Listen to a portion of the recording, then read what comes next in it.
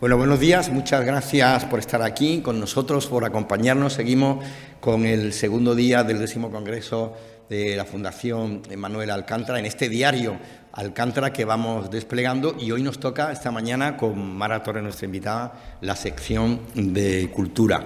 Me imagino que conocéis todos a Mara Torres de sobra, pero no obstante le vamos a hacer una pequeña presentación y vamos a mantener la charla, y luego, como es habitual, os daré la palabra para que aprovechéis la oportunidad de tener a Mara y preguntarle. Se llama Mara y es una luciérnaga de la radio que viene a Málaga a hermanar su faro en la noche con nuestra farola, para contarnos de un programa que ella convierte en una caracola de historias de lo cotidiano, que en realidad es donde el periodismo de a diario trabaja, y en el que colecciona gatopardos de marinar, de los que, más que su nick de navegantes que ella le pide, lo que a nuestra invitada le interesa son las emociones de sus recuerdos, el instante que sucede entre dos voces que conversan en medio del oleaje de la madrugada. La de ella, que siempre sonríe, aunque nuestros oídos muchas veces no lo vean. La de sus actrices, poetas, actores, músicos, personajes de oficios de mundos a los que los define al final con una música. Uno que ha crecido con muchas radios de la radio y la sigue desde que era la otra mirada del telediario, el de la 2, al que ella le daba frescura, temple, credibilidad y cultura, admira su naturalidad de brillante periodista que hace lo difícil fácil, que no se deslumbra en halagos por sus entrevistados, sino que les pregunta, curiosa y directa, con la desenvoltura de quien conoce, sabe y acomoda los ritmos, las pausas, la atmósfera, y logra el botín que todo periodista busca. Hace unos días Mara cumplió años y se llegó a Mollina para celebrarlo con vino, ese vino del que pregona y que ella pregonó. Y espero que en este diario de Alcántara nos cuente sobre días felices, vidas imaginarias, sobre su doble de escritora que cruzó el planeta con una novela, y acerca del periodismo sin ruido, que pone pausa, que nos baja al metro de los días para saber de otras cosas más importantes que la política, como es la cultura, que lo impregna todo y cuya sección inauguramos con Mara Torres. Bienvenida, Mara. Gracias, muchas gracias. Gracias por tu bonita presentación, poética presentación. Gracias. Mara, más de 600 temas en el Faro, un programa con un horario para insomne, yo diría que casi también para vampiros, donde atraviesas el sueño de los otros, pero da la sensación que lo que hace es despertarlos, aunque sea de madrugada. Bueno, en realidad llevamos casi 1000 temas que haremos ahora en noviembre, Sí. Pero 600 gatopardos, que es la parte de la entrevista que yo creo que ha cogido vida propia dentro del programa. No sé si muchos de vosotros conocéis El Faro, el programa de radio que hacemos en la SER. Sí, vale. Pero, ¿y conocéis El Gato Pardo, que es la entrevista a actores? Pues, hay mucha gente que, por ejemplo, conoce El Gato Pardo y no sabe que forma parte de un programa de radio, que es algo muy insólito, porque ha cogido vida propia al tener su propia imagen, su propio escenario, alguna especie de dualidad entre la radio y lo audiovisual, de lo que después hablaremos. Cuando me habláis o me preguntas por un programa de noche, luciérnaga, noctámbulo, tengo que decir que el objetivo de crear El Faro hace 5 años era el más importante, renovar la noche. Yo había hecho muchos años, como sabéis, hablar por hablar, y me daba la sensación de que un programa que llevaba casi 30 años en antena ya no iba a poder evolucionar más, entre otras cosas porque lo que hace años la gente contaba de noche en plan confidencia en la radio, y que no había empezado a hablar por hablar, sino que había empezado Encarna Sánchez y, en fin, todo el mundo que había hecho radio de noche había hecho esa radio de confidencias. No tenía ningún sentido porque ya las confidencias se hacían en las redes sociales. Lo que antes uno necesitaba contar delante de un público desconocido para encontrar su apoyo, su crítica, acompañamiento, eso ya pasaba en las redes. Entonces yo quise ir a la noche porque la noche me permitía experimentar. Otra cosa que quise hacer con El Faro era, esto suena extraño, pero es tal cual lo pensé, prestigiar al oyente, ¿no? El oyente de la radio era ese al que de vez en cuando llamabas para pedir una opinión, pero querías despedir pronto, no va a ser que me la cuele. Sí. El único espacio un poco donde ellos hablaban libremente era hablar por hablar, y también pasaba a ver si me está mintiendo, a ver si, ¿no? Torrelodones, taca, taca, sí. Estas cosas. Y yo, en estos años, también después de la experiencia en hablar en las 2 Noticias especialmente, que empezamos a llevar el programa a Facebook, a redes, me he dado cuenta de que el espectador y el oyente era una gente que podía aportar algo mucho más interesante que una opinión. Vamos a hablar de eso, vamos a hablar de eso. Porque, por ejemplo, contenido. Y por eso quise hacer el Faro, perdón, con esto acabo, para que el oyente, quitarle esa especie de estigma que tenía de gente que solo llama para contar sus confidencias y hacerle partícipe del programa. Sí, esa era una de las cosas que te iba a preguntar, ¿no? La clave de cómo se ha transformado la radio de noche, que era un poco el confesionario de los pecados de la mañana, a ser ahora un magazine que puede ser de la mañana, aunque tenga un turno horario diferente, ¿no? En cierto modo. Sí. Te iba a preguntar también si tú crees que a pesar de eso, el oyente de la noche, yo tengo esa sensación que yo cuando te escucho o escucho programas de noche, la diferencia es que yo quiero que me cuenten historias. Por la mañana no me cuentan nada, me cuentan ruido, me cuentan batallas, me cuentan opiniones que ya las puedo leer por los columnistas, pero por la noche en tu programa además de que cuentas historias, son historias curiosas, son historias que te despiertan la curiosidad, que te sorprenden por la temática, ¿no? Como hablábamos ayer con lo de la rata topo, ¿no? Que de repente... La rata topo desnuda. Exacto. Es que os lo voy a contar, porque yo sé que ayer dijimos en la cena, ya lo he contado hoy, mañana no hace falta que vengáis, dije a mis compañeros, pero lo voy a volver a contar. Es que es una cosa muy insólita. Hay un animalito que se llama rata topo desnuda, que es el mamífero más feo del planeta, que tiene a todos los investigadores científicos obsesionados, porque es una rata que, si la media de las ratas viven 3 años, dura 30, es resistente al cáncer y se mantiene en el mismo estado desde que nace hasta que muere, es decir, no envejece. De modo que toda la ciencia está observando, porque puede tener el secreto de la eterna juventud, o sea, lo que el ser humano desea desde que es ser humano, resistente a las enfermedades y tal. Y esto lo cuento porque es algo de las cosas que aprendemos en el Faro. Hicimos el Faro Topo y decidimos entrevistar a alguien que nos hablara de la rata topo desnuda. No es que sean, o sea, no son historias como tales. Las historias como tales son temas. Son temas y los contamos en forma, es verdad, de historias que despierten la curiosidad. Yo no creo que haya un oyente de noche y uno de día. Yo creo que eso era antes. Sí. Lo que cambia es el estado en el que tú escuchas la radio ahora. Porque ese silencio del que tú hablas, que si tú eres oyente de radio de noche, es el que necesitas, lo puedes tener de día porque tú vas a correr con los auriculares y un podcast y quieres exactamente lo mismo. Ahora ya no necesitamos el ruido. Cada espectador o cada oyente decide qué quiere oír en qué momento, que eso ha transformado completamente. Claro, eso lo que ha hecho ha sido, la radio en concreto, ha sido como convertirla en un contenedor de diferentes géneros, ¿no? O sea, podemos trocearla en audios que puedes escuchar por la mañana mientras corres o paseas, puedes consumir el gato pardo como una especie de pieza televisiva que, si no es porque vemos el micrófono de la SER, podría ser un micro de programa o de YouTube, ¿no? O puede seguir siendo un oyente tradicional de sintonizo y me siento a estudiar o a leer y escucho la radio por la noche, ¿no? Lo que ha cambiado radicalmente, y eso sí que, claro, vosotros lo vais a notar porque pues ya estáis en este mundo, es que antes había el oyente encendía la radio y oía lo que tocaba. Entonces, por eso la radio estaba establecida para que por la mañana tú necesitabas el vértigo, el nervio de la información, qué ha pasado, las tertulias políticas, la tarde un poco más pausada, programas deportivos por la noche y luego la confidencia en la madrugada. Eso ya no, porque cada uno escucha lo que quiere en el momento que quiere. Si tú necesitas el vértigo de la mañana, enciendes la radio como está. Si tú te quieres poner un programa deportivo por la noche, el larguero o el partidazo o cualquier programa deportivo, el chiringuito, me da igual, tú lo quieres ver en ese momento por donde estás. Pero si son las 3 de la tarde y quieres saber qué ha pasado en el programa del día anterior, también lo puedes hacer. Entonces, nuestra obligación es que hagamos un producto que interese al oyente en cualquier momento en el que desee escucharlo. De ahí lo que te decía antes, cuando yo llegué con la idea del Faro a la SER, y me dijo mi jefe entonces, ¿no, Gabela? ¿Pero por qué no lo llamas Buenas noches, Mara? Yo, pues ¿por qué no? Porque si lo llamo Buenas noches, Mara, estoy limitando el programa a la noche.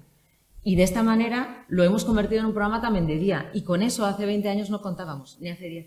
Claro, te iba a decir que en ese sentido, frente a la televisión, que uno da la sensación que sigue siendo igual que hace muchos años o que se copia el modelo de la televisión norteamericana, ¿no? Con los tour shows, la radio, en cierto modo, te permite más el que ejerzas un laboratorio que no es una cosa tampoco nueva, ¿no? Yo me imagino que los que tenemos una edad recordamos el Tristas 3 de Carlos Faraco, de Radio 3, que era como un cuento por capítulos, ¿no? Con Guillermo Espadaclán, esos personajes magníficos. Pero sí que es verdad que el periodismo radiofónico es el que te permite, hoy más que la televisión, ¿no? Experimentar, buscar nuevos formatos, nuevos tempos dentro del tiempo de la radio. A ver, cuando a mí me llaman de la serie y me dicen, nos apetece que vuelvas, yo dije, solo vuelvo si me das la madrugada. O sea, no nos reunimos si tienes para mí otra idea. Dame la madrugada, porque en la madrugada puedo experimentar. También podíamos experimentar en la 2. O sea, tú puedes experimentar cuando no estás hipotecado a ser líder de audiencia, cuando no estás hipotecado a tener a unos niveles, pues eso, de SAR que necesitas cumplir. Ni la 2 ni la madrugada estamos limitados por eso. Así que igual que había experimentado en la 2 con la 2 Noticias, me permitía experimentar en la noche con la radio. Pero tú fíjate cuando le dices a alguien que vas a hacer un programa diario temático. La gente nos decía, estáis locas. ¿Cómo va a ser un programa diario temático? Un tema cada día. Cuando llevéis 10 temas, ¿qué va a pasar? Y vamos a cumplir 1000. Ese era el primer reto. Luego, el Gato Pardo, que venga un invitado al que le tienes que decir que no le vas a presentar, que le vas a pedir un seudónimo de arranque. Que me decían, ¿pero por qué un seudónimo? Yo no, porque es que no quiero que el oyente tenga ninguna expectativa con respecto a quién tengo. Si digo, ¿qué tal? Buenas noches, Ana Belén, todo el mundo va a decir, ¡ay, qué bien, está Ana Belén! Si digo, ¿qué tal? Buenas noches, Jorge Javier Vázquez, habrá mucha gente que diga, ¿Jorge Javier Vázquez? Si digo, ¿qué tal? Ana Pérez, la gente dirá, ¿quién es esta Ana Pérez? Y Ana Pérez igual es la directora de la Real Academia de Ingeniería. Te voy a preguntar por eso. Si tú no dices el nombre y no pudiésemos verlo como lo vemos, ¿no? Porque no existiese la cápsula audiovisual del Gato Pardo, por la voz, porque la voz en radio, más que en otro medio, es un personaje, ¿no? Ahí te permitiría crear... Sí, ¿no? Bueno, te diré que hay mucha gente, o sea, te diré que la imagen la emitimos solo después de haber emitido la radio. Sí. O sea, no se No, puede... no lo sé, sí. Quiero decir... Es que no tendría gracia. Claro, no tendría gracia, lo del seudónimo. Y luego, que las voces no las reconoce la gente. ¿No? Descontextualizadas. ¿Sí? Es increíble. No. Si yo digo, porque tú imagínate, no estás viendo la imagen. Yo arranco contigo. Sí. Un seudónimo. ¿Cuál me dices? Stevenson. Vale. Marineros, ¿no? Bien, Stevenson. Ahí sale el tesoro. Entonces, de repente, empezamos a hablar de tu vida, de tu relación con el mar, relación con los libros. Nadie va a reconocer tu voz. Hasta que yo no diga Guillermo Busutil. Tú dirás, vale, igual no soy tan conocido. Claro. Pero, por ejemplo, tú escuchas... Miguel Ángel Silvestre. Sí. Miguel Ángel Silvestre es un tipo conocido. Sí. Quítale la cara, quítale el gesto y quítale el nombre. Seudónimo, Tito. Y yo empiezo a hablar con Tito del tenis, porque él fue tenista casi profesional hasta los 20 años. Si yo no destripo por qué Miguel Ángel Silvestre se ha puesto Tito, mucha gente dirá, joder, me suena su voz, pero no se reconocen las voces, aunque tengan tanta personalidad. Lo que es atractivo de la entrevista es la historia que cuentan. O sea, es que tú estés entrevistando a Miguel Ángel Silvestre como si fuera un tenista y a la mitad de la entrevista digas, ¿por qué Miguel Ángel Silvestre se ha puesto Tito? Porque el nombre de mi primera raqueta, me lo invento porque no me acuerdo qué me dijo, ¿no?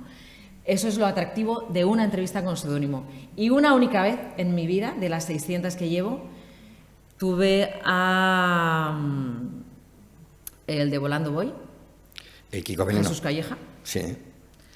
Y le tenía después de él no concede entrevistas personales, no las concede, y tenía la primera entrevista después de el Volando Voy que había hecho con Fernando Simón después de la pandemia, sí, que había sido súper sonado. Sí. Total, me concedió la entrevista del Gato Pardo, que estuvo genial, por cierto. Y me dijeron, tienes que contar que tienes a Calleja. O sea, nunca concedí entrevistas. Y entonces, así como la voz pequeña, dije a Francino, bueno, es que esta noche tengo a Calleja. Y los oyentes no me lo perdonaron. O sea, me decían, déjanos que nuestra imaginación vuele, déjanos imaginarnos quién está detrás de este seudónimo, ¿sabes? Claro, es que lo que te iba a preguntar, ¿no? Que lo bonito de la radio, que hablábamos ayer, ¿no? Con lo de la pieza visual del Gato Pardo, es que la radio es imaginación, es el medio que te permite ponerle cara a la voz, adivinar de quién es esa voz, imaginarte, pues como te contaba, ¿no? A ver, escuchas una voz y te imaginas una edad, una estatura, que no tiene nada que ver casi siempre con la realidad. La radio, por tanto, es donde está la imaginación del periodismo, ¿no? Acuérdate de aquello que decía, ¿no? Si la voz de tu locutora te enamora, nunca te pases por la emisora. Exactamente. Eso ya hoy es imposible. Me pasó a mí de adolescente con Mercedes Vilariño, que fui a conocerla y pues ya eso es imposible, porque es que lo que hace todo el mundo es o escuchar una voz y buscar su foto. Sí. O sea, eso ya es impensable. Mira, yo veo que con los gatopardos lo que pasa es que la gente escucha la entrevista en radio, la que nos escucha de noche, y si, por ejemplo, ha habido una pausa larga en la entrevista porque el invitado se ha emocionado, que pasa muchas veces, o ha hecho una reflexión sonada y tal, tú lo has oído de noche y al día siguiente te vas a buscar la imagen. Claro. Al día siguiente quieres ver si esa pausa que tú escuchaste en la radio supuso que él realmente se emocionara, porque la voz no siempre demuestra emoción. Muchas veces sí, a veces la emoción es solo una pausa que supone que estás callado completamente y cuando recuperas, ya estás recuperado. Sí. Entonces la gente quiere ver si lo que su imaginación intuyó se ha convertido en realidad. Puede ser una teatralización, como hacía Jesús Quintero, ¿no? Que utilizaba la pausa y el silencio como un elemento escénico, ¿no? Claro, no es el caso. No es el caso, pero yo te diré que ahora que se ha cumplido un año de la muerte de Quintero, contaba en El Faro ayer o antes de ayer que cuando yo decidí crear la figura del gato pardo, las entrevistas en profundidad no se llevaban ni en radio ni en tele. Las entrevistas eran las de La Resistencia. Sí, es clave de humor. En clave de humor, pero bueno, eran entrevistas largas a un personaje, pero sí. No es en clave de humor. Y las del Hormiguero. Esas eran las entrevistas largas que se hacían en profundidad a un personaje. Nadie hacía entrevistas en profundidad, que ahora está a tope, ahora sí, ¿quién no lo hace? Sí. Igual Bertín Osborne también tenía ya en tu casa. Sí, la mía, sí. Pues cuando decidí crear la figura del gato pardo, para mí era muy importante dejarles hablar. Y yo me tiré todo el verano estudiando a Quintero. Pero estudiando a Quintero hasta el punto en el que me escribía preguntas que hacía Quintero, que eran completamente frikis. Que sabes que no eran de Quintero. ¿Eran de un guionista? Era de Javier Salvago, o sea, Quintero, el 50% de Quintero es un poeta de la otra sentimentalidad, Javier Salvago, que vendió el alma al diablo, que era Quintero. Quintero era el actor, el gran actor que ponía esa fuerza escénica y teatral suya y alguna cosa que él improvisaba. Pero bueno, las frases, los guiones, los monólogos, no eran de él. Javier Salvago. ¿Los monólogos tampoco eran de él? Javier Salvago. Ah, ¿sí? ¿Le estamos dando a Quintero un prestigio? No, porque Quintero, ya. Quintero es como un actor de teatro, sí. ¿No? Coge un buen texto y lo eleva, ¿no? Pues Guillermo, yo le estudié con minuciosidad. Por ejemplo, él no tenía prisa en que el invitado respondiera. Yo tampoco, pero yo se lo he copiado a él. Antes, cuando yo hacía las entrevistas de 20 años en la radio, yo tenía tan estudiado a mi invitado que sabía lo que me iba a contestar, lo que le iba a preguntar, lo que me iba a contestar, lo que iba a preguntar. Es decir, no había espacio para la sorpresa. Ahora con el gato pardo hay espacio para la sorpresa porque escucho mucho lo que dicen. Estoy más dispuesta a escuchar que a preguntar. Y eso lo aprendí de Quintero. Y luego, es cierto que igual él iba con un monólogo, con las preguntas escritas, pero esa forma de mirar, de sonreír, esa forma de estar ante esa cosa tan cuidada de un programa de televisión que parecía de radio, porque era un programa de televisión, sí, ¿no? Sí. Con el micro. Cuando yo fui a la radio, ponte en este estudio. No, y yo en este estudio no. Me pones un fondo azul, que quede bien, que el invitado, aunque venga sin maquillar, salga bien, que yo salga bien, que aquí estemos situados, que haya una buena iluminación, que eso hace años no se tenía en cuenta, y eso también lo copié de Quintero. Claro, es que él tenía una realización de flipar, claro. ¿No? Pero bueno. Esa es la atmósfera que necesita la radio y que la puede dar la voz, pero también la da un poco el espacio donde, aunque no lo vea el oyente, donde tú estás realizando.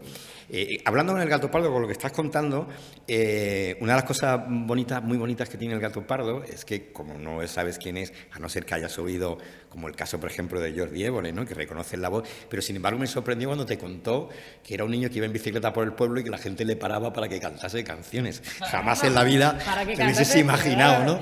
A Évole haciendo eso, ¿no? Para que cantase canciones, ¿no? Sí. Mira, a Jordi Évole tú le... Bueno, una canción, ¿no? Creo que era una canción, por favor, ¿no? ¿Qué te pasa, chiquilla? ¿Qué te pasa? Te dicen en la escuela y te preguntan en mi casa, la de la mochila azul. Exactamente. Vale, imagínate, buenas noches, seudónimo. Y Jordi me puede decir oso de peluche. Le pega. No dijo eso, pero le pegaría. No dijo oso de peluche. No recuerdo esa, no. Pero bueno, tú te pones a hablar con un niño que la gente puede decir, joder, me recuerda a Jordi Évole. Me suena que puede ser Jordi Évole. Y de repente empieza a contar que a él de pequeño en todas las fiestas le decía, niño, sal a cantar la de la mochila azul. Sí. Y entonces él salía y tú dices, no puede ser. que Jordi Évole le sacaran a cantar La mochila. Sí, a veces te lo imaginas, ¿no? El niño con el flequillo, ¿no? Y cantando. Y cuando, vale, porque Jordi Évole se ha puesto que puede ocurrir a los 10 o 12 minutos de la entrevista, ya la gente dice, sabía que era Jordi Évole, pero hasta que no lo dice el invitado, hombre, un Echanove, un José Sacristán, hay voces inconfundibles. Sí. Pero tienen que ser esas, una María Galeana, casi siempre vinculadas a series de televisión. Sí.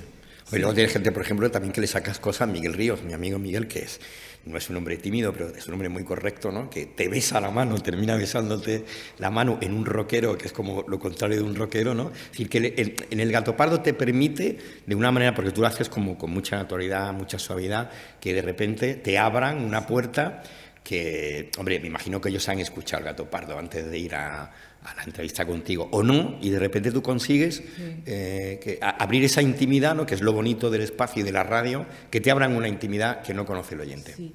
Mira, la clave está en la documentación. A mí el equipo me pasa una documentación, yo les pido como, igual de 30 páginas con letra pequeña, que supone todas las entrevistas que ellos han concedido por escrito. No me interesan las que han concedido en los últimos 2 años, por ejemplo. Sí, porque están demasiado recientes, pero todas las que han concedido hace mucho tiempo. Entonces, yo cada mañana me pongo con la documentación, con un folio, estudio toda la documentación y la voy ordenando, porque la documentación de las entrevistas no está ordenada biográficamente. Entonces, yo ahí me hago el croquis de la entrevista. Entonces, digo, aquí tengo la documentación, el croquis, voy a ver qué saco a este invitado. Entonces, y voy pensando qué saco. Cuando ellos llegan, ellos me da la sensación de que no ven a una entrevistadora, casi ven a una cómplice. Claro. Y cuando hablas, por ejemplo, de Miguel Ríos, a mí lo que me ha sorprendido de Miguel Ríos, digo, vale, ¿cuántas veces le habían preguntado a Miguel Ríos por el himno a la alegría? A la alegría, sí. 1.000 millones, en 1.000 millones de entrevistas.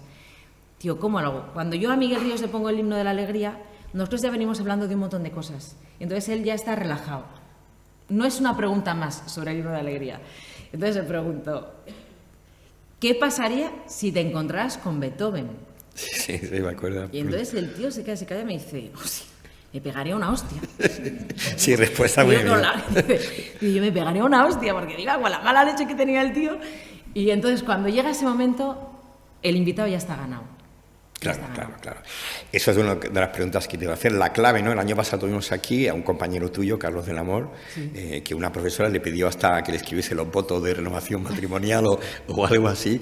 Le preguntaba, ¿no? Porque siempre como una pregunta recurrente. Pero para ti, porque cada maestrillo tiene su librillo, ¿cuál es el arte, tu fórmula, la clave de la entrevista? Lo que para ti es imprescindible para una buena entrevista. Aparte de lo que has dicho de... Una cosa que hago y que creo que eso es súper personal, es que yo me pongo en el código del invitado. Eso antes, cuando hacía entrevistas, no hacía. Esto lo he aprendido ahora. Esto significa que viene Ajax, que es un rapero de 20 años al que yo no había escuchado nunca, y me dicen, viene Ajax, un tío muy potente, 20 años, nada que ver conmigo, yo no he escuchado su música. Entonces, cuando yo me siento delante de él, tengo su código. Hablo en su código. Claro, esa es la clave. Y esa es la clave. No tanto... Bueno, y luego sentarme sin ningún prejuicio delante de un invitado. Ni para bien ni para mal. Son invitados, cuando terminan me olvido y me pongo a estudiar al siguiente. Pero es encontrar el lenguaje en el que ellos sienten que están no respondiendo a preguntas, sino regalándote algo, que es su intimidad, su vida. Y sacarle algo diferente, algo nuevo, ¿no? Sí, que no haya pero encontrado. igual te digo Ayas, que te digo Elena Ochoa, Lady Foster, la mujer de Norman Foster. Te lo digo porque esta entrevista, vosotros no conoceréis a Elena Ochoa probablemente, pero fue una mujer famosísima en este país porque hizo un programa que se llamaba Hablemos de Sexo. El primero en la televisión pública. El primero, pero arrasó. O sea, un programa que tenía, 20 millones de espectadores. Y la llamo Lady Foster porque se casó con Norman Foster, que es el arquitecto más prestigioso del mundo, que fue una cosa muy sonada. Cuando viene, que no concede entrevistas hace 1000 años, y llevamos un año gestionando la entrevista, yo digo, viene en calidad de Elena Ochoa, no de la mujer de Foster. Así que no puedo sacar el nombre de Norman Foster en toda la entrevista. Tengo que conseguir que lo saque ella si quiere. Y ella desde el principio hablaba de Norman, ¿por qué Norman? ¿Por qué Norman? ¿Por qué Norman por aquí? ¿Por qué Norman por allá? Tal cual. Y era ella la que lo sacaba. Y entonces ahí me encantó conocerla. Ahora además está muy vinculada con el arte. Sí, sí, hace una labor fantástica. Una labor extraordinaria como editora de arte. Y entonces, libros muy caros de arte, por cierto, pero son maravillosos. Sí, de un nivel, sí, sí, ¿no? sí. Tenemos que entender que está a un nivel económico de otro planeta. Nosotros no llegamos a Nosotros no llegamos. Pero fíjate, cuando ya estaba ganada le digo, no sé por qué le quería llevar al momento en el que conoció a Norman Foster, porque eso cambia su vida. Totalmente, sí. Y entonces dice, pues, digo, ¿te acuerdas de aquella...?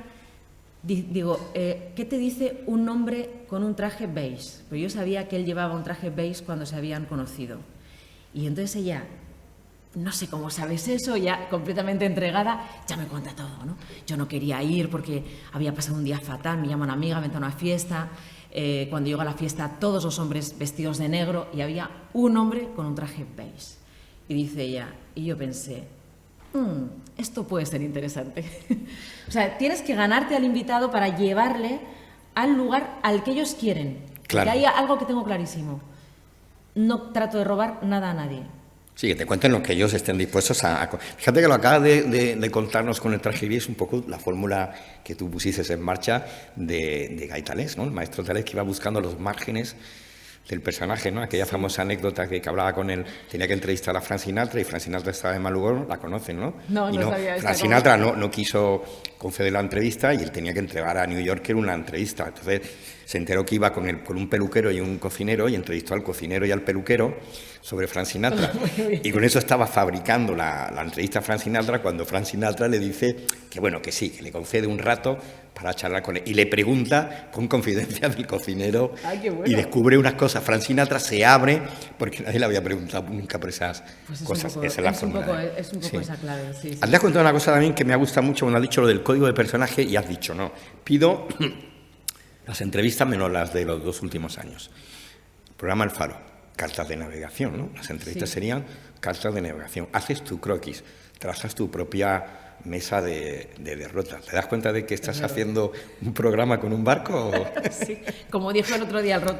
Capitana. Como dijo el otro día el Roto, todos los faros van a la deriva.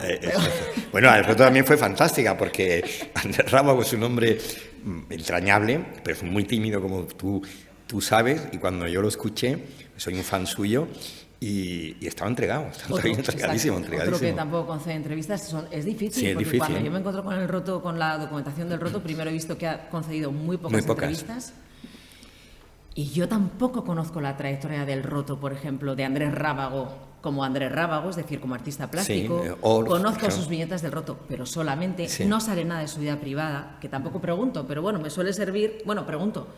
Si yo sé la referencia con el abuelo, con tal. Pero encontré un dato que fue importantísimo en esa entrevista. Y fue la pesca. O sea, yo sí pesca, le gusta pescar. Él pesca. Él pesca. Y si pesca, le gusta el silencio. Y si pesca, es paciente. Claro. Y si pesca, tiene una relación con el mundo distinta. Y entonces cuando le pregunté por la pesca, que fue casi al principio, ahí yo creo que me lo gané. Y luego me lo gané también con el pueblo al que iba. Sí, se me acuerda. Milagros. Sí, Milagros, sí. Y entonces le digo, ¿en Milagros le gustará a la gente los milagros? Y dice, yo sí creo en los milagros. Y claro, yo, porque mi abuelo y tal, yo creo que hablaba como que su abuelo había hecho algo parecido a un milagro. Y eso también era inesperado del todo, ¿no? Es que los conviertes como en microcuentos, ¿no? En el Gato Pardo son un poco a veces, no siempre, pero muchas veces, con lo que tú preguntas, ellos cuentan y van desvelando, es casi como un microcuento, no de realismo mágico, pero en alguno, hubo uno fantástico con mi amigo también, pues muy buen amigo, lo tuvimos aquí hace 2 años, con nuestro marinero gallego, Manuel Rivas. Sí. Que además Manuel Rivas lo escucha y dice Manolo Rivas, ¿no? Sí. Que era esa especie de fabulador, hombre contador de la niebla gallega, que te estaba contando como un cuento de intimidad, era un cuento, ¿no? Fue buenísima también Edu Soto, ¿sabéis que Edu Soto, el nen? El nen, sí. Me contó que su familia era de Águilas, Murcia, el pueblo de Paco Rabanne. Sí. Y me contó una historia maravillosa porque su bisabuela tenía la tienda de ultramarinos del pueblo. Entonces, en época de posguerra era el único lugar donde la comida estaba asegurada. Entonces, había un niño que siempre iba a la tienda de ultramarinos, un niño que se llamaba Paco, y su abuelo, que era de la misma edad, le daba todos los días una onza de chocolate. Pasan los años y vuelve este Paco al pueblo, convertido ya en el gran Paco Rabanne, y le dice al niño, el abuelo de Edu Soto, tú, en épocas de hambre, me dabas todos los días una onza de chocolate. Y empezaron con una amistad que ya se mantuvo durante años. Y entonces Edu Soto decía, es tan emocionante la historia de la onza de chocolate que ojalá pueda yo un día hacer de mi abuelo Lorenzo y contar esta historia en cine. La de una onza de chocolate, que sí. Porque mi abuelo se había olvidado, pero Paco Rabanne no se había olvidado de que cada día tenía, en épocas de hambre, una onza de chocolate. Es el título de una novela, ¿no? Además, o de La una onza película, ¿no? La onza de chocolate, y eso ¿no? sale en El Gato Pardo, Sí, porque sí, les sí, dejas sí, hablar sí. y llevan contando cosas. Antes hablábamos de los temas. ¿Cómo surgen los temas? Sois un equipo de 6 mujeres. Los temas son fantásticos. El silencio, el metro, los sueños, el deseo. ¿Cómo surgen El los temas? faro macarra, el faro Sí. punky, el faro friki, el faro hortera, Sí. el faro destino, azar, cumplir, turismo, facultad, mesa, micro. Pues la locura. La locura. Y una vez que sale un tema es como vamos a buscarle todas las posibilidades a este tema, ¿no? A estas alturas, cada vez que ¿Tormenta sale de un tema, ideas cada vez que sale o un tú tema mandas ahí? No, cada vez que sale un tema decimos, ¿pero no lo hemos hecho ya? No. Por ejemplo, esta noche hacemos test. ¿Test? Vamos a hacer 2 horas y media de test. Sí. Test de inteligencia, test de personalidad, test de embarazo, test del examen de conducir, el eneagrama, que es un test que ahora todo el mundo se quiere hacer, test genético, test de ADN, test de alcoholemia y los mejores, los test de la Superpop. ¿Cuántas veces hemos cogido un test? Es que son súper adictivos los test. Y entonces eché un vistazo a cómo eran los test de la Superpop míticos. Entonces no son comprueba si tú le gustas al que te gusta, no, es ¿con qué personaje de Disney te identificas en la cama? Dime con quién Sí, claro, que son preguntas. follas y te diré quién eres. Entonces, los test son todos así. ¿Quién no ha hecho esos tipo test, no? Y lo guay es que, para mí, la gracia del programa es que nosotros, que vamos a hablar de los test de genética, por ejemplo, de ADN, que se han puesto muy de moda, nosotros hacemos la parte de los expertos y luego los oyentes incorporan su contenido en forma de test y ahí sale lo más grande. Claro, tú antes hablabas de los oyentes, han vuelto a rescatarlos a ellos y es verdad que el oyente ha pasado ese tipo que llamaba desde el camionero, el que estaba de turno de noche a contar un secreto, normalmente era un problema o un desahogo, y ahora han convertido a ser como una especie como de colaboradores activos del programa, ¿no? Ahí no hay filtro, ¿no? Dejáis que surja sí. así, ¿no? No. Vale. Hay mucho, o sea, Sí, imagínate, porque no sabe. recibimos 120 notas de audio y entran 40 en el programa y la gente nos dice, ¿de dónde sacáis a los oyentes del Faro? Y digo, no, nosotros tenemos los oyentes del programa que queremos demostrar. Por ejemplo, no entra un solo comentario machista. Me niego a que entre en el Faro un comentario machista. ¿Es que la gente no es machista? Sí, pero no quiero. El Faro no es un reflejo de la sociedad. El Faro es un programa que hacemos con oyentes que aportan ideas que a nosotros nos parecen enriquecedoras. O nos hacen gracia, o nos hacen pensar, tienen un humor extraordinario. Sí, pero ahí no entra cualquiera. Muchas veces los tenemos editados, cortados. Ahora, el que funciona va engrandeciéndose. Claro, y entonces se hace muy, muy popular. Y para nosotros, los oyentes del Faro, la farería, que es como se llaman ellos, los farolovers, los fareros, son una parte imprescindible del programa hasta el punto en el que ya no seríamos capaces de hacer un programa sin ellos. Fíjate que has dicho que no quieres que sea un reflejo de la sociedad. Entonces la radio sería, la radio y el Faro, otro modo de ver la realidad. Claro. O sea, nosotros tenemos un programa que ofrece contenido, ¿no? Entonces, esto no es un lugar, un contestador automático al que llamas y sueltas de todo. Está súper pensado. Nosotros dedicamos mínimo, pues si llegan 120 notas de audio al día, son 120 minutos solo de escuchar a los oyentes. Luego los seleccionas. Van a entrar estos 40. Luego ordenas el programa. Porque cada oyente, si cita un programa de televisión de hace 20 años, encuentra ese corte, lo metemos nosotros. Si cita un fragmento de una película, ese fragmento de la película lo metemos nosotros. Entonces vamos haciendo... es un programa bien hilvanado, yo creo que por eso funciona, porque el oyente se siente cuidado. No es, bueno, yo dejo aquí una idea, una nota de audio y entra como sea. No, es que si tú has hablado de las fiestas de tu pueblo, donde tocó por primera vez Miguel Ríos, nosotras vamos a dedicar mucho tiempo a buscar si alguien grabó en las fiestas de tu pueblo a Miguel Ríos aquella vez. Sí, hay un trabajo de documentación, búsqueda y documentación brutal. Es un enriquecimiento que yo creo que no se había hecho. Ahora que dices lo de buscamos la película, buscamos el título, Yo creo que a los 3 meses de escuchar el Faro, una noche estaba escuchando el programa y de repente dije, esto es como una película de Jim Jarmusch, que a mí me gusta mucho, Noches en la ciudad, y entonces pensé, la radio, el Faro, el piloto verde del taxi, es un taxi que cruza por medio de los sueños de la noche de los oyentes.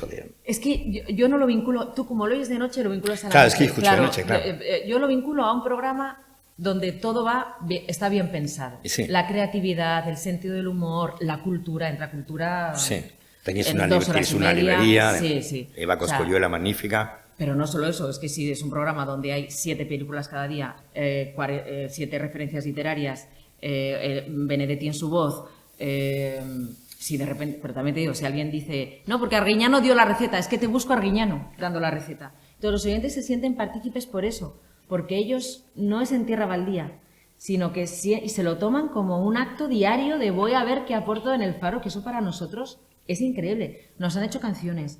Cada vez que quedamos, ahí se hace una fiesta. Si hacemos una queda en Madrid, la gente se paga el viaje, el hotel, se lo paga de su bolsillo, se coge el día libre en el trabajo. Es algo insólito, insólito. Entonces, lo de un lugar en la noche es un lugar. Sí, exactamente, no tiene tiempo. Luego, tiene temperatura, pero no tiempo. Luego otra cosa, antes hablábamos, ¿quién oye la radio de noche? Solo de noche. Sí. Antes decíamos, la gente que está trabajando en un camión, la gente que está trabajando en servicios de urgencia, panaderos, médicos, arquitectos que están haciendo planos, profesores de facultad, de instituto que están corrigiendo, escritores, poetas, pintores, escultores, toda la gente que considera que de noche encuentra su espacio.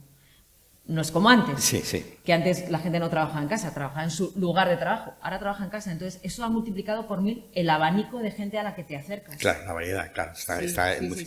Has nombrado la cultura, que efectivamente es una seña de identidad, pero es una seña de identidad que a ti siempre te ha perseguido o te ha definido, ¿no? Desde Hablar por Hablar, el telediario, la noticia de la 2, que era como el primer informativo donde la cultura va más allá de lo que hizo Fernando Delgado, que era los fines de semana, ¿no? El telediario que terminaba recomendando un libro. O sea que Maratón y la cultura es Mira, Guillermo, la carta de viaje.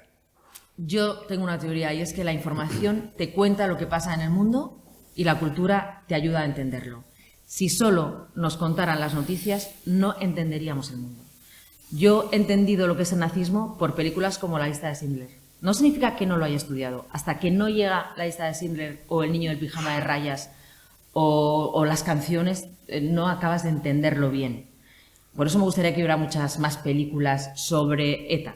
Sí. O sobre la dictadura en este país. Porque me ayudaría a entenderlo mejor y creo que a la gente también. Y si la cultura se abandona, que yo creo que las instituciones políticas la han abandonado en general, se olvida la memoria. Totalmente.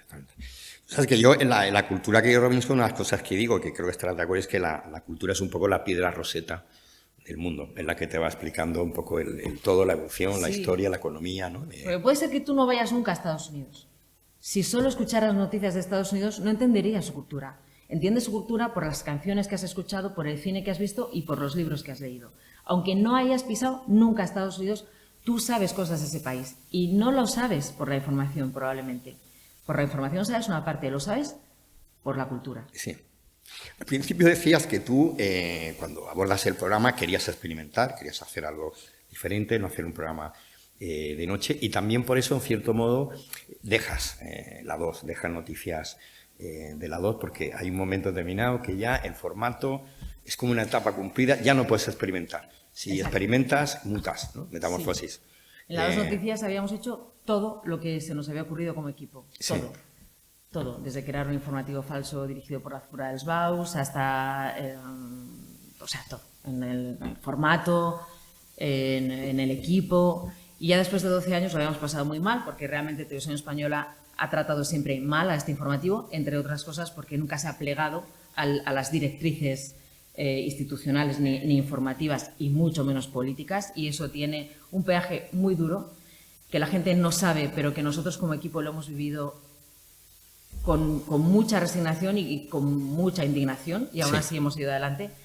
Pero llegó un momento en el que ya estábamos tan asfixiados en presupuesto, en horario, cada día nos ponían a un horario diferente. reducciones de sueldo de golpe. O sea, no quiero hablar con detalle, pero fue los últimos años durísimos en la 2 Noticias. Y sobre todo yo veía que ya no podía experimentar más en la 2.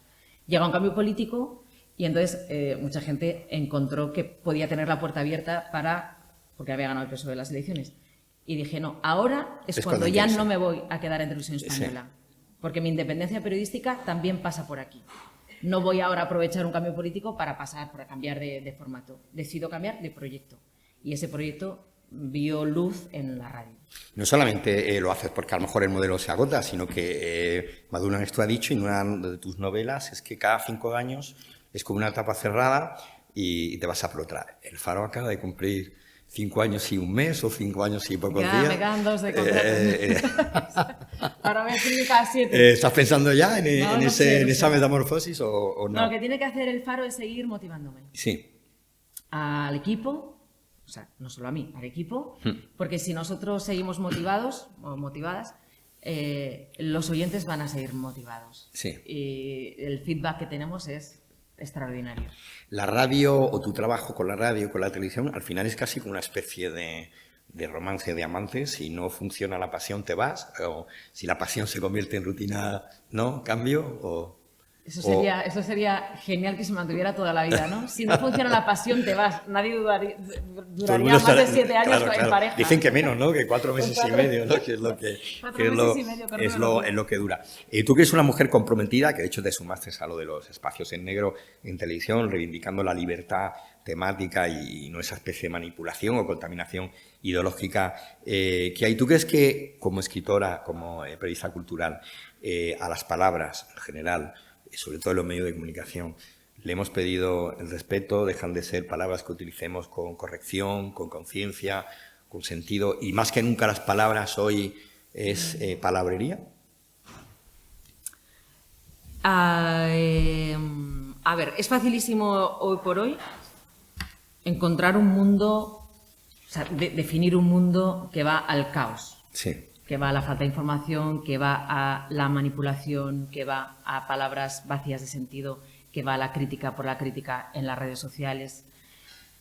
Pero hay 2 formas de ver el presente inmediato y el futuro inmediato, o sea, el presente y el futuro inmediato.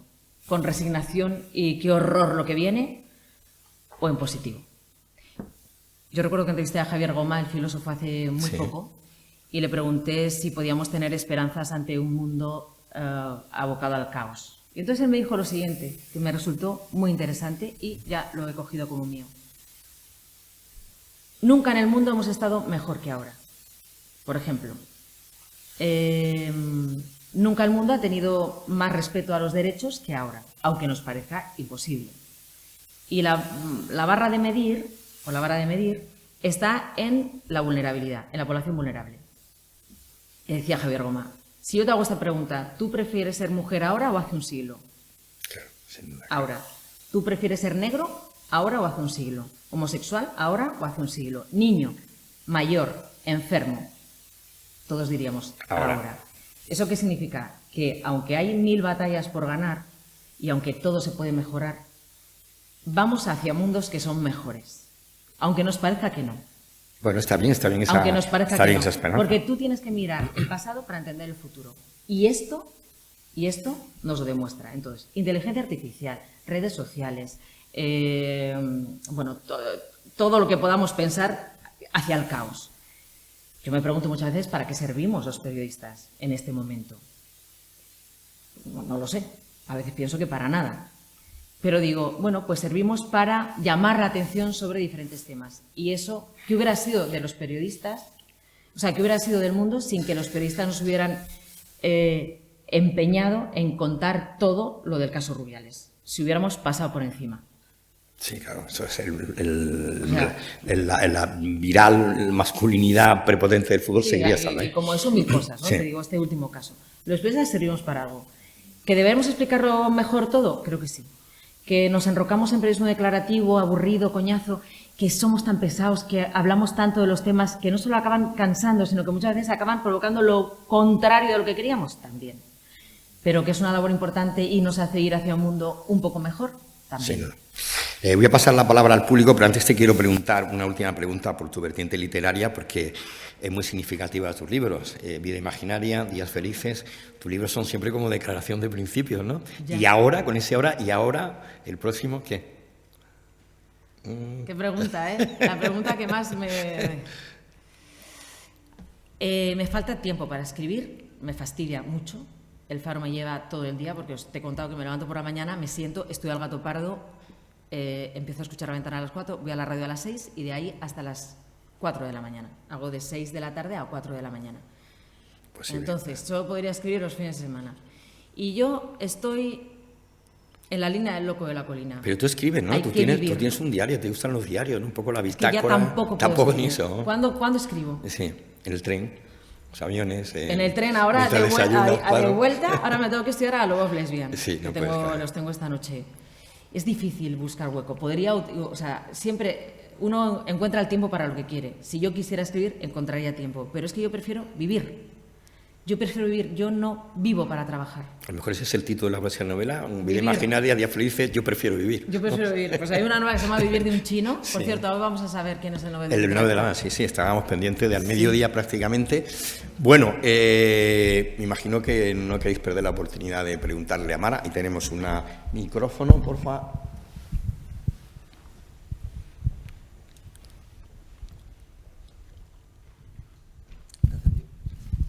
Hola Mara, ¿qué tal? Has comentado ya que tú te vas de los proyectos cuando ves que no tienes nada que aportar. Aquí has comentado, por ejemplo, el caso de las dos noticias. En alguna entrevista también has dicho que cuando te fuiste de hablar por hablar, las historias ya no te impresionaban de la misma forma.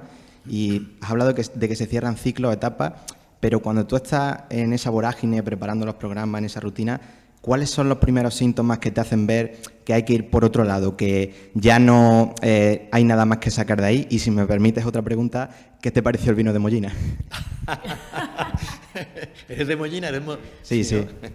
Lo pasé en grande. Me encanta. ¿Sabes que me habían ofrecido a dar más pregones a lo largo de estos años? Siempre he dicho que no, he visto que lo has rechazado. Principios.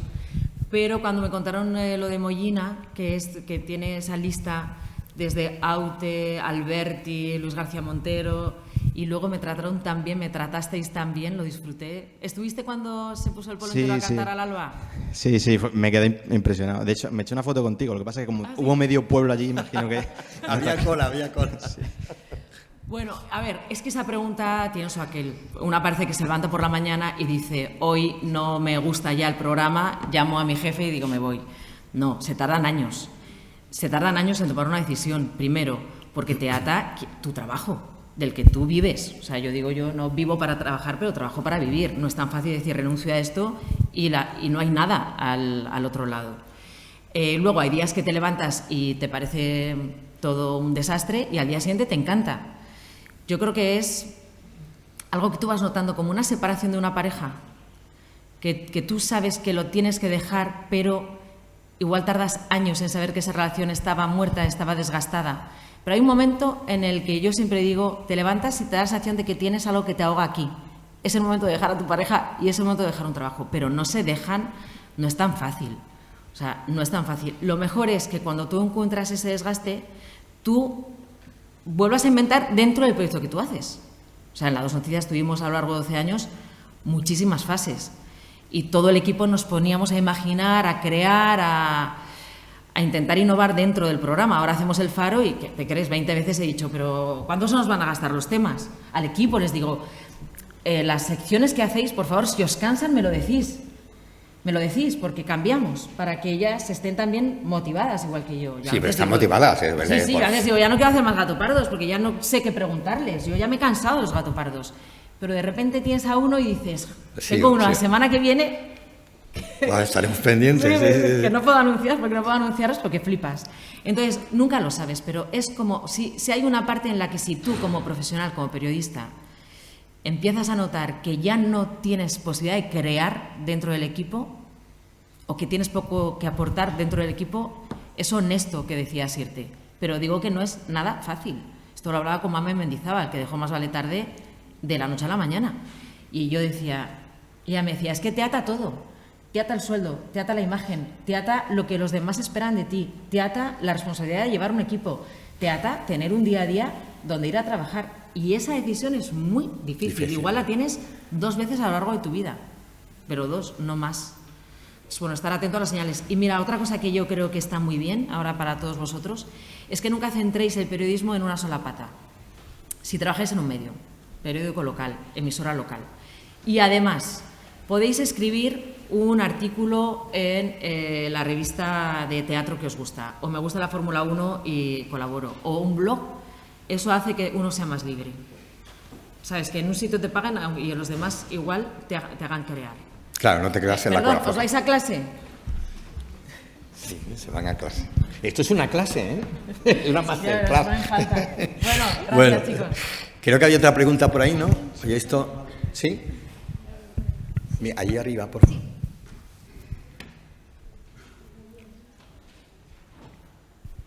Arriba, arriba.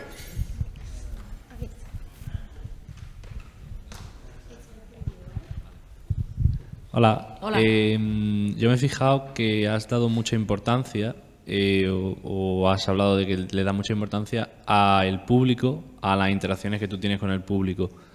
Se están popularizando mucho a día de hoy otros tipos de medios para comunicar, como son por ejemplo los podcasts, que tienen mucha mayor interacción entre el espectador y los propios integrantes del podcast por el tema de los chats y todo, porque se hacen plataformas como YouTube, Twitch, etcétera.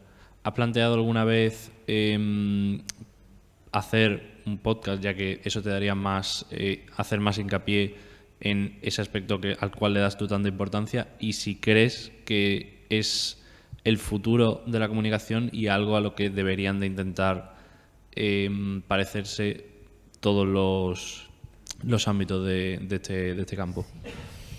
Es que me parece muy, muy interesante e, insisto, enriquecedor lo que puedan aportar los demás. Lo que ha pasado hasta ahora es que el periodista era el dueño de la información y pocas veces recibía el feedback del público. Era imposible. O sea, hablábamos desde un micro y nosotros éramos los que mandábamos. Era verdad.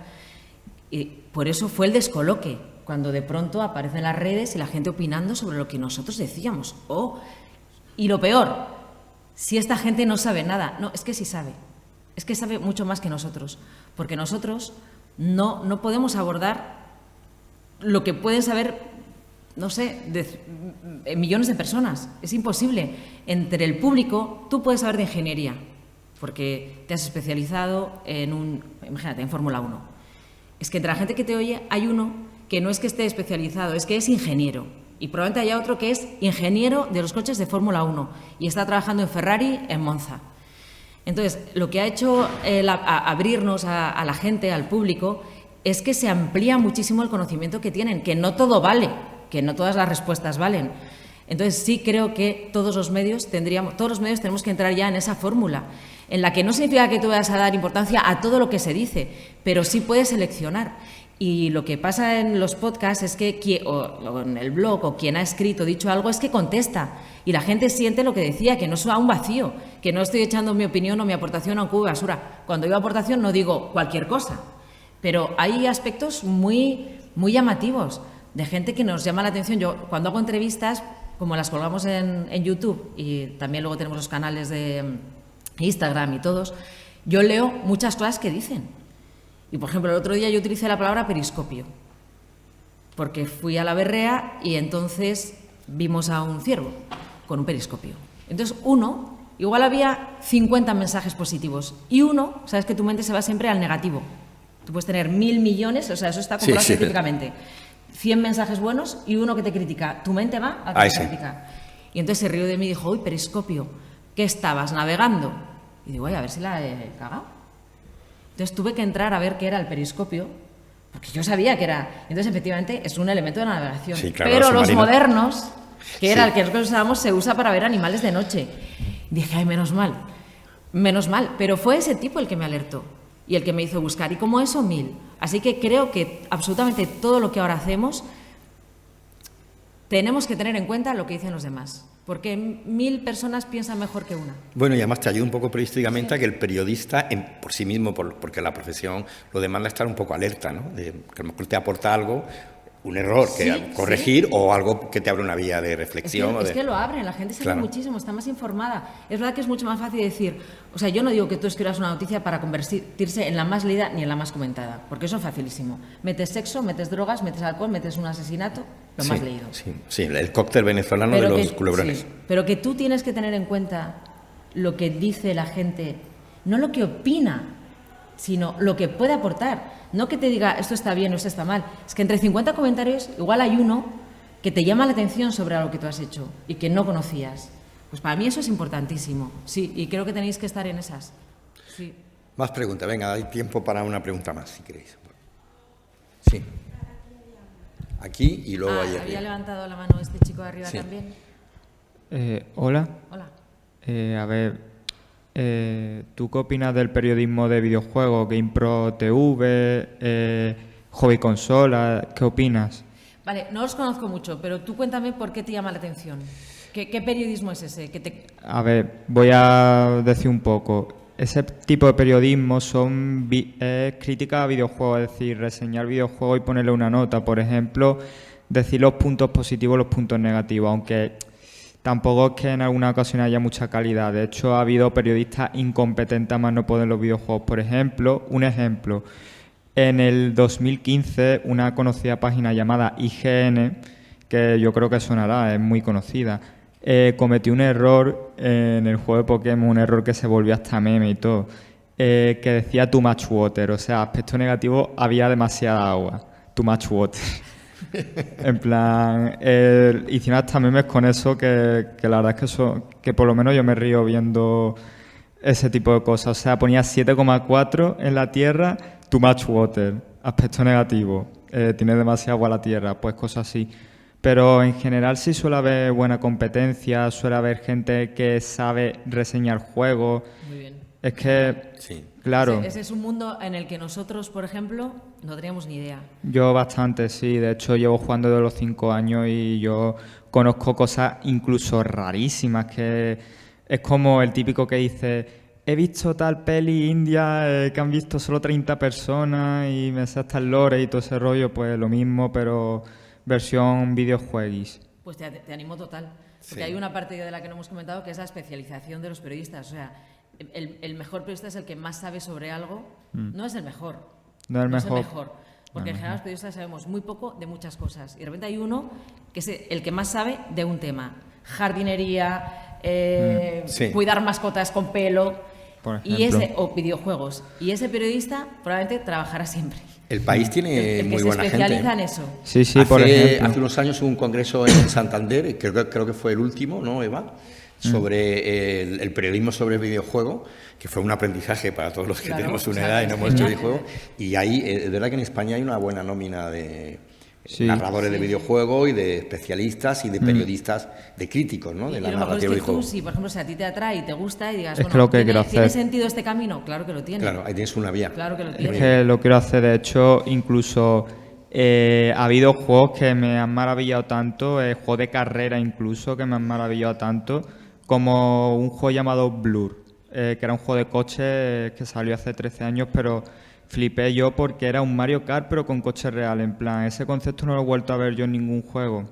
O juegos como por ejemplo Transformers La Caída de Cybertron, que me flipan porque trasladar una serie famosa como es los Transformers a un videojuego es complicado, pero además de que lo lograron mejor que las conocidas películas que hicieron, que son muy malas, aunque yo las vea, son gustos culposos, son malísimas, son pelis que no tienen ni siquiera, no sé, son más malas, pero aún así, para ver que los propios juegos de medio incluso pueden superar a una película. Seguro. Seguro que sí. Sí, sí. Mira, Pues ahí es que tienes una tenemos vía. a un chico atrás que no Sí, que quiere hacer una tenemos pregunta, que pues no tengo despedirnos, mucho tiempo. Pero mira, ese es un tema, No, es un el temazo, juego. y Sí, sí, 100%, ¿no? es que es verdad. Sí, sí. O sea, de hecho, ahora la cultura general pasa también por la cultura. Sí, además audiovisual. Antes se decía, no eres culto si no lees libros. Claro. Ahora no eres culto si no ves series. No eres culto si no... O sea, la cultura incluye nuevos ya no, claro, digo nuevos os reís. Casi incluso la Las narrativa series, clásica. los videojuegos, claro. efectivamente. El ¿no? cómic ha El cómic, derivado ahí. sí. Venga, la Tenemos última ahí pregunta que hay teníamos una por ahí. pregunta, un chico... Aquí. Sí. Sí, Ahí, teníamos espera, ahí mira, arriba perdona, otro. Es que teníamos uno ahí que lleva un montón de Sí, tiempo. venga, con las la dos mano últimas acá. preguntas, Hazla porque- si no, a voz en grito. Venga, sí. O bájate para acá y... A ver, como se decía en la radio, proyecta Llevaba la un montón voz. de rato con la mano Sí. levantada, perdón. Tenemos 5 minutos para Sí, que sí, hagas sí, la tuya. nos da tiempo. Muchas gracias. Hola. Hola. Quería decirte antes, Mara, que me ha parecido todo tremendamente interesante lo que he ido escuchando en estos minutos que he estado sentado aquí. Y una cosa que en lo que más me ha destacado es como en la sección del Gato Pardo, en las entrevistas, cuando viene un entrevistado distinto a gente con la quien tú tratas normalmente, has comentado el tema del rapero, utilizas su mismo código y aprendes algunas características de su lenguaje, por ejemplo, que no son las que tú usas normalmente en tu día a día. Y me ha parecido, la verdad, que muy interesante y creo que requiere un esfuerzo muy grande y quería saber si puede ser qué es el método que realizas para llevar a cabo eso, para conocer el código y saber cómo hablar con cada uno de tus entrevistados en la sección. Sí, es que de verdad que es lo más difícil. O sea, que quizá es lo que más me cuesta, porque parece que yo conozco a todo el mundo, pero a un 20-25% de los invitados que vienen no los conozco. Tengo un equipo muy joven, entonces me dicen, tienes que traer a esta influencer porque es que ahora... Dulceida. Dulceida. Sí, pero yo no sabía quién era Dulceida. No, que tienes que traer a Dulceida porque Dulceida tal. Tienes Tousel. Es que no saben los nombres, pero todos los top de ahora entre los 20 y 25 años no es gente que forme parte de mi vida sentimental ni de las canciones que yo he oído tal. Pero cuando empiezas a estudiarlos te das cuenta de que todos tienen vidas que merecen la pena y aparte que nadie llega a vender, 10 millones de...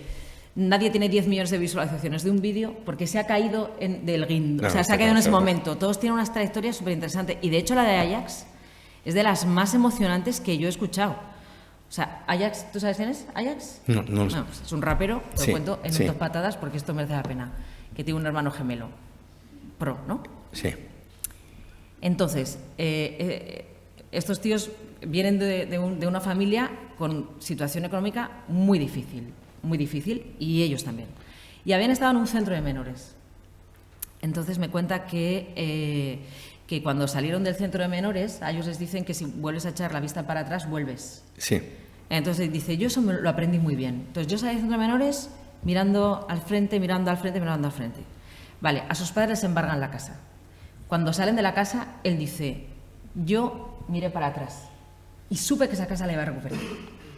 Y acabaron comprando la casa a los padres. Fíjate qué bonito, La ¿no? misma casa Sí, que sí. habían embargado. Sí, mirando para atrás. Cultural, fíjate. o sea, dijo, yo a esa casa, como en la cárcel no voy a volver, pero a esa casa voy a volver. Y acabaron los 2 hermanos, los gemelos, con su trayectoria musical,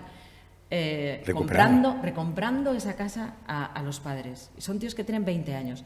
A mí ese discurso del esfuerzo, El compromiso, ¿no? del compromiso, de creer en lo que uno hace, ir a contracorriente, porque van a contracorriente, me parece interesantísimo. Bueno, es porque lo que ella hace, ¿no? Ir a contracorriente, tener un compromiso, en es que Ajax es la clave. o en cualquiera, aquí, sí. Teníamos esta última pregunta Sí, y sí, Mara. sí, perdón.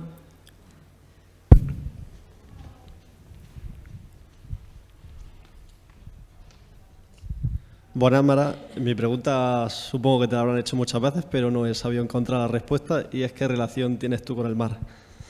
Ah, bien, claro, del mar marinera. No te creas que me han hecho muchas veces, te diré que eres el primero que me la hace. Me han preguntado 20.000 veces el seudónimo. Relación con el mar, pues curioso, una pregunta que hago tanto a mis invitados, o sea, a todos. Si tú me la haces a mí, yo tengo mucha más relación con la montaña. Yo no tengo esa relación que tenéis la gente que vive cerca. O sea, eres de del mar adentro, ¿no? Yo le digo Yo mar soy- adentro, porque la montaña es que yo una no M. tengo ¿no? esa relación, o sea, a mí me encanta el mar, no me gusta mucho la playa, el mar me gusta mucho, pero no la playa. Pero yo no tengo esa energía que reconoce la gente que tiene cuando va al mar. A mí me pasa con la montaña, me pasa con los Pirineos. Yo llego a Pirineos y esos montes, esos pinos, esos abetos, esos árboles gigantes, me dan energía, pero no la del mar. Dicho esto, me pongo las gafas, porque tengo lentillas, yo no puedo bucear como los demás. Entonces, la imagen de las aletas, las gafas de buceo, El tubo. el tubo y el bikini Demoledora. Mejor no pensar. Realmente, si te enamoras, si te gusta la voz de tu locutora, nunca te pasas por la Antimara emisora, Torres, esa es- Antimara Torres. Esa es mi imagen. Sí, sí. Bueno, tenemos que terminar. Yo sí que te iba a preguntar, dos preguntas muy cortas para terminar. Una era tu seudónimo, y otra, sabemos que te vas en tren, pero como haces un programa que es El Faro, ¿en qué barco te irías y con qué seudónimo? El seudónimo no lo sé. Es Anda, que no como lo- tenían es a ti que- eso en sí, un sí, gato sí, pardo. es que no lo sé. Claro, la gente se queda súper descolocada Claro. también, dice, pero ¿seu qué? No lo sé. Sí. Igual Fortunata, que es el personaje de la vida imaginaria. Sí, sí. Que No lo sé, que- puede ser un seudónimo también, no lo sé. No lo sé, o hay gente que ha dicho Juan Pérez, por decir algo. Y sí. Sí. ¿Y en qué barco? ¿Y en qué barco? Pues mira, vuelvo a esto del roto, ¿no? Que decía, todos los faros van a la deriva, en cuanto a que los referentes van a la deriva. Yo querría un barco que me hiciera estar a flote en este mundo de Un tempestades. Titanic no, entonces. Un Titanic no. Realmente una barquita de esas pequeñas. Pero bueno, Sí. oye, dicho esto, me encanta el mar, navegar, o sea que sí, que voy todos los años a Calas Perdidas, pero no tengo Lo que esa no cosa. hace bucear, eso lo deja muy No, claro. hago snorkel, Sí, y nado snorkel. muchísimo. Vale. Pero bueno. Pues Mara, pues ha sido un placer tenerte en la sección de cultura del Diario de Alcántara. Muchísimas gracias y gracias a vosotros. Un aplauso Gracias a por Mara. las preguntas. Gracias.